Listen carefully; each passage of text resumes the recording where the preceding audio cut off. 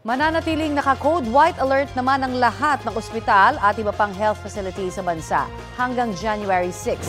Ibig pong sabihin niyan, lahat ng healthcare workers ay handang rumisponde sa anumang medical emergency, anumang oras. Sa ilalim din ng Code White, pinaigting ang koordinasyon ng mga tanggapan ng Department of Health sa iba't ibang ospital. Dinagdagan din ang mga gamot at iba pang supply sa emergency at operating rooms.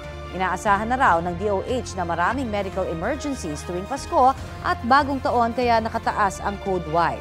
Sabi pa ng DOH, hindi dapat baliwalain ang sugat o paso dahil sa paputok kahit pamaliit lamang ito.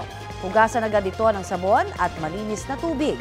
Tapalan ng gaza o malinis na tela at diinan ang bahaging may sugat para tumigil ang pagdurugo.